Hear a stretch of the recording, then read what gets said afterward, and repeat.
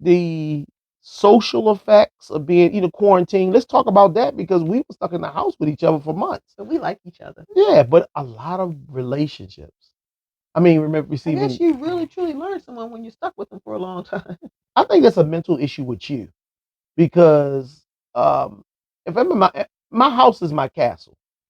I can stay here for years and be content. You can see my video collection. Even during that time, I took on a Oh hobby. my gosh. I took on a hobby and I built the theater system in the Built basement. the movie theater. In the basement because there was no movie theater. So I went on Amazon and eBay and bought a 100-inch screen. I bought the projectors. I started buying, auction sites to get media and bought a freezer, took some desks, watched a lot of videos to do it yourself, and built a home theater, And remember that we couldn't go out when different shows came out. So we sat in our theater and watched them, We which these was chairs nice. here, right here, where we are now. That was our little getaway. Was coming down to the our basement Yeah, and firing up watching these big speakers and watching movies. popcorn popper and candy. It's a blessing, Yeah. because I'm always thinking about the next thing, and then that spawned me to really take a look at if I go to work and I got sick again and bring that new variant in, that could very much kill my family. So I started looking at the way I walked, I moved, and got a job working from at home. Yeah. And although they drive me crazy, have me beat my head on the desk and stuff like But that. you're home safe. But I'm home and I have a level of safety. Yeah. A level of safety You're control. not exposed to the public. Yeah, because in a car dealership, people come from all over, and only the bottom line is the company only cares about a profit. Sure. And if I die today or tomorrow, I'm replaced. And you got to learn that's the reality of life. In corporate America, you can be replaced. But let me say something, and people might get mad. COVID was a blessing and a curse because now, with them arguing about the minimum wage is not an issue no more because now we live in a resignation society and they can't find people to work those jobs anymore. And now they had to up the wage for them. And now, before getting a job was harder, now it's easy. Oh yeah. So COVID brought in a new revolution in business ownership. People started doing their own side stuff because once things shut down, people took the power away from corporate America. People said, no more. A job is not going to make or break me. So you start seeing people come up with their little jewelry sales. Everybody jumped on. Even the realtors even took their little mobile stuff, and it just changed how life is. And it won't go back to the same because now you still have. I saw it. IHOP, $22 an hour. Yeah. McDonald's, $17 an hour. I saw a job offering $25 an hour working a warehouse. Yeah. I think they got to make it worth a living wage at least for people now. People ain't willing to put up with that stuff and take the chance of their health and getting their family sick for some $10 an hour. Right. It's just not going to happen. After having a taste of that unemployment money. Oh yeah. Because a lot of people wasn't bringing home $900 a week. Working overtime. And that changed society. And we got to understand that life will never be like it was. COVID is here to stay. Well, it was made by. It don't matter how it got here. We got to learn to live with it and through it. And the first line of defense is self-education. Our disciplines, our habits. Don't do stuff just for you. COVID made us think you don't do everything for you. You're doing it for your loved ones. You took the vaccine to protect those sick and vulnerable in your family. I wanted to be able to see my family. Right. I wanted to be able to hug and kiss my family, and that wasn't going to happen unless I was vaccinated. Exactly. And I was willing to risk the vaccination versus me taking something and killing my family member. But think about like your mom. Right. She was sick at home. She was sick, and you weren't able to go see her. Right. Right. And you had to put a barrier of protection up for that. Yeah. If nothing else.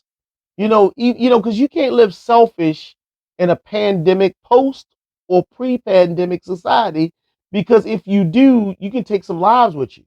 And our young people got to learn that early and often that your actions have repercussions. I've heard there was a story last Christmas.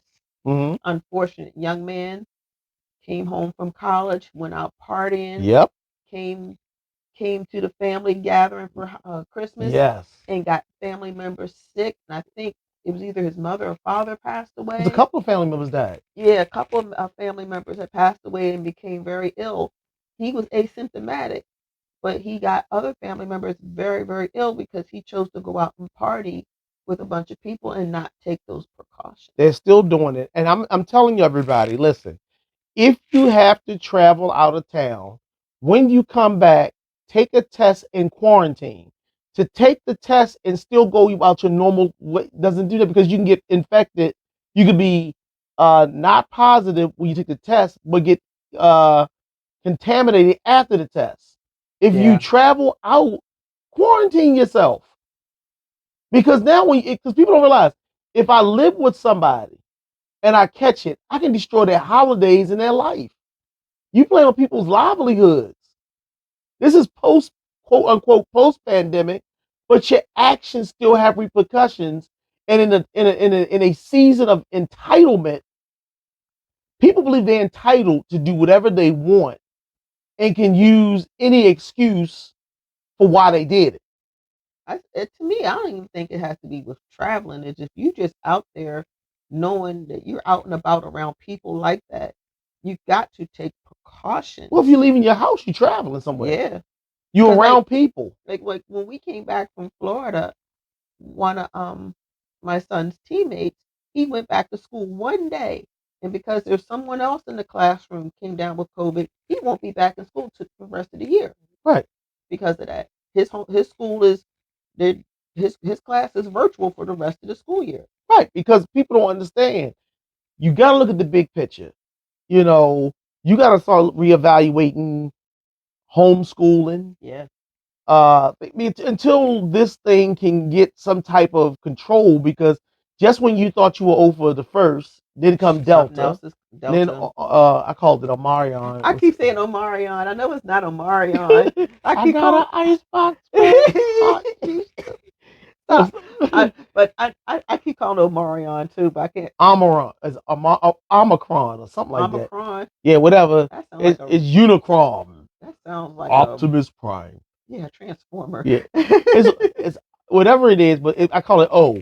You know, yeah, but the bottom line is, it's not the first one. I told you that in the beginning. Oh yeah. With this will be several mutations. I'm gonna tell you, and I don't want to be a conspiracy theorist, but if it was in a lab, it could be biological warfare.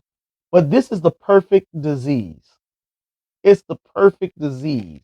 It attacks the vulnerable, and it leaves you in a state where a couple of days you're weak, which means, it's a lot, but it's going to evolve. And our wisdom, our habits, our self-disciplines have to evolve with it. We can't be reckless, because we're seeing it daily what happens. Yeah. Our city is suffering from crime. It's suffering from grime. And it's suffering from ignorance, because people are living like it never happened. You still got people talking about, there's no such thing as of it. You just take your vitamins. Or it's like the flu. Right. This is nothing like nothing like anything I've ever had in my life. I say that, and I'm not saying it to be smart, whatever. It's nothing like that. And if you got the full blunt of that, and that was the first version. I don't know what the second and third does to people. I heard Delta was worse. I don't know.